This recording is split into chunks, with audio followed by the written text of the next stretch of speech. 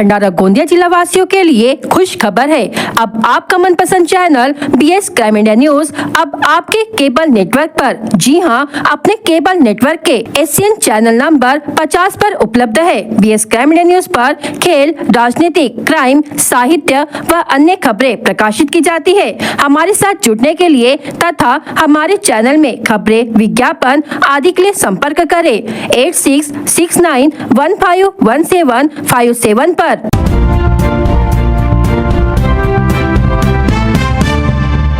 जैकी रावलानी ने बीजेपी में किया प्रवेश।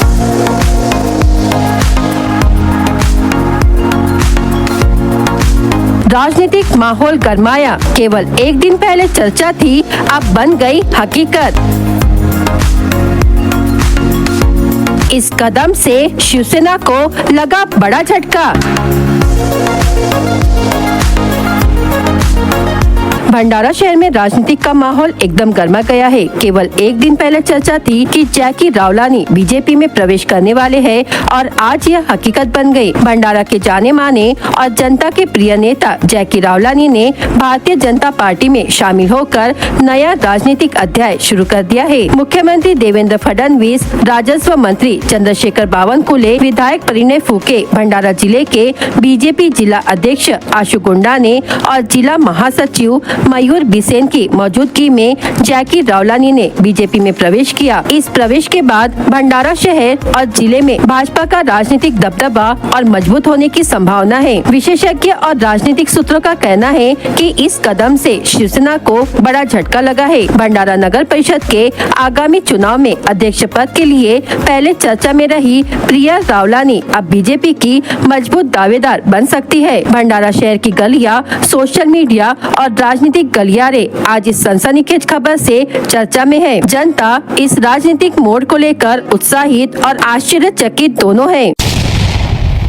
भंडारा नगर परिषद चुनाव के लिए प्रभाग क्रमांक 10 तकिया वार्ड में इस बार राजनीतिक गतिविधियां तेज हो गई है। खबर है कि शिवसेना के अल्पसंख्यक जिला संगठक प्रमुख आरिफ शेख के पुत्र आकिब आरिफ शेख इस प्रभाग से नगर सेवक पद के लिए खुला पुरुष वर्ग में चुनाव लड़ेंगे। राजनीतिक और सामाजिक क्षेत्र में सक्रिय आरिफ शेख ने हमेशा मुस्लिम और अन्य समुदायों के सामाजिक, धार्मिक और स्वास्थ्य सेवा से जुड़े कार्यों में भूमिका निभाई है। उनके अनुभव और पार्टी में पद की वजह से शिवसेना ने आकिब आरिफ शेख को इस प्रभाग से चुनावी मैदान में उतरने का संकेत दिया है। सूत्रों के अनुसार आकिब आरिफ शेख की उम्मीदवारी से प्रभाग 10 में चुनावी सरगर्मी बढ़ गई है और नागरिकों में उनकी पहचान और पिता के अनुभव के कारण सकारात्मक चर्चा हो रही है। इस बार प्रभाग 10 की चुनावी दौड़ में शिवसेना की इस युवा उम्मीदवारी के साथ साथ अन्य प्रमुख दावेदारों के बीच मुकाबला दिलचस्प होने की संभावना जताई जा रही है।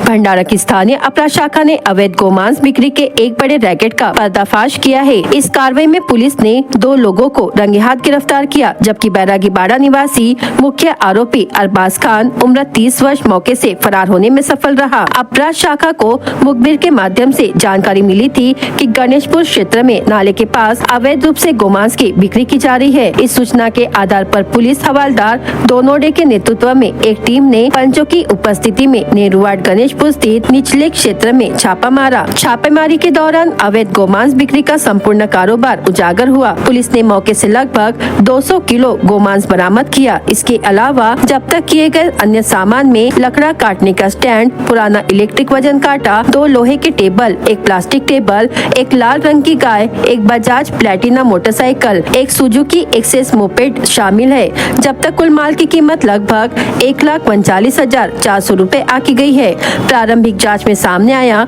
कि आरोपी आर्थिक लाभ के उद्देश्य से गौवंश की अवैध हत्या और मांस बिक्री कर रहे थे। इस कृत्य में शामिल आरोपियों के खिलाफ कार्रवाई की जा रही है। यह पूरी कार्रवाई पुलिस हवलदार दोनोडे और उनके सहयोगियों ने की है।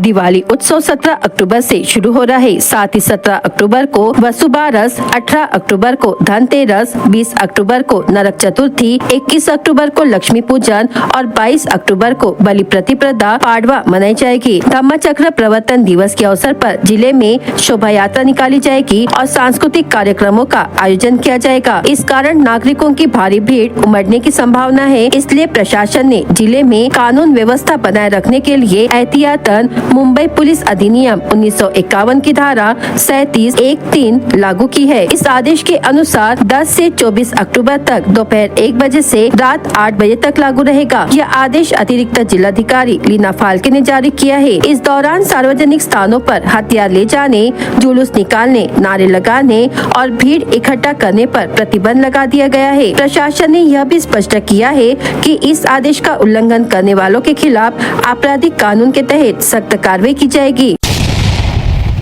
भंडारा शहर के नगर परिषद चुनाव के लिए अध्यक्ष पद और 17 प्रभागों का आरक्षण घोषित होते ही जिले के राजनीतिक माहौल में भूचाल आ गया है। सभी प्रमुख राजनीतिक दलों में अपने अपने संभावित उम्मीदवारों को लेकर रणनीतिक बैठकों और समीकरणों का दौर तेज हो गया है। कई दिग्गज नेताओं के पक्ष प्रवेश और नए चेहरों की चर्चा भी जोर पकड़ने लगी है। इसी बीच सबसे ज्यादा चर्चा में जो नाम सामने आ रहा है वह है पूर्व नगर सेवक राजू व्यास। राजनीतिक सूत्रों के अनुसार राजू व्यास के भारतीय जनता पार्टी में प्रवेश की प्रबल संभावना जताई जा रही है। यदि ऐसा होता है तो यह भाजपा के लिए नगर परिषद चुनाव में एक बड़ा चेहरा और मजबूत उम्मीदवार साबित हो सकता है। बता दे कि राजू व्यास वार्ड क्रमांक 10 से अपनी उम्मीदवारी की दावेदारी कर सकते हैं। यह वार्ड शहर का राजनीतिक रूप से सक्रिय क्षेत्र माना जाता है, जहां कई वर्षों से व्यास परिवार का जनाधार भी रहा है। राजू व्यास की संभावित भाजपा में एंट्री और वार्ड 10 से दावेदारी की चर्चा ने न सिर्फ स्थानीय राजनीति को गरमाया है, बल्कि विपक्षी दलों के लिए भी चुनौती खड़ी कर दी है। आने वाले दिनों में औपचारिक घोषणा होने की संभावना जताई जा रही है। नागरिकों से अपील की गई है कि वे विशेषकर बच्चों के खांसी होने पर डॉक्टर की पर्ची के बिना कफ सिरप न खरीदे। यह आह्वान खाद्य और औषधि प्रशासन भंडारा की सहायक आयुक्त शहनाज ताजी द्वारा किया गया है। मध्य प्रदेश और राजस्थान राज्यों में खांसी की दवा के सेवन से 21 बच्चों की मृत्यु होने की खबरें सामने मिली है। इस पृष्ठभूमि में भारत सरकार के स्वास्थ्य और परिवार कल्याण मंत्रालय के 3 अक्टूबर 2025 तथा राज्य के औषधि नियंत्रक के 7 अक्टूबर 2025 के परिपत्र के अनुसार केवल पंजीकृत चिकित्सक की पर्ची पर ही दवाओं की बिक्री करने के निर्देश औषधि विक्रेताओं को दिए गए हैं। औषधि एवं प्रसाधन सामग्री अधिनियम 1940 तथा उसके अंतर्गत बने नियम 1945 के अनुसार दवाओं की बिक्री नियंत्रित होनी चाहिए। शेड्यूल एच में आने वाली दवाइयाँ केवल डॉक्टर की पर्ची पर ही मरीजों को बेची जा सकती है। सभी दवा विक्रेताओं को यह सुनिश्चित करने के निर्देश दिए गए हैं कि बिना पंजीकृत चिकित्सक की पर्ची के खांसी की दवा की बिक्री न करे। यदि डॉक्टर की पर्ची के बिना कफ सिरप बेचा जाता पाया गया तो संबंधित विक्रेताओं पर औषधि एवं प्रसाधन सामग्री अधिनियम 1940 तथा नियम 1945 के तहत कार्रवाई की जाएगी। यह जानकारी सहायक आयुक्त खाद्य और औषधि प्रशासन भंडारा की शहनाज ताजी ने दी है।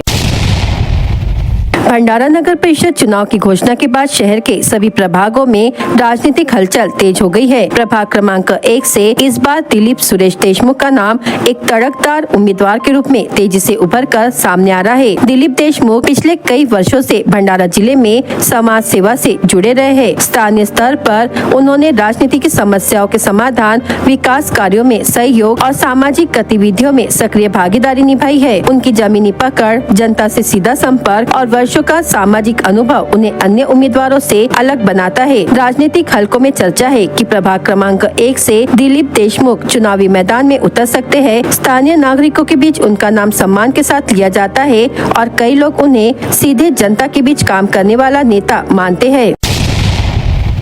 आज 11 अक्टूबर 2025 की सुबह लगभग 11:40 पर नागपुर से रायपुर की ओर जाने वाले उड़ान पुल पर एक मोटरसाइकिल दुर्घटनाग्रस्त हो गई। जानकारी मिलते ही घायल का नाम रावणवाड़ी निवासी बड़ी राम नारायण बागड़े उम्र 30 वर्ष बताया गया है। वे मोटरसाइकिल क्रमांक MH35 AQ 9540 से नागपुर से अपने गाँव जा रहे थे। तभी फूलमोगरा उड़ान पुल पर उनकी बाइक अनियंत्रित होकर डिवाइडर से टकरा गई। हादसे में उनके सिर और कंधे पर चोटें आई। जानकारी मिलते ही जगत गुरु नरेंद्राचार्य की 24 घंटे निशुल्क सेवा देने वाली एम्बुलेंस तुरंत मौके पर पहुंची। एम्बुलेंस दल ने तुरंत उन्हें भंडारा जिला अस्पताल में भर्ती कराया, जिससे उनकी जान बच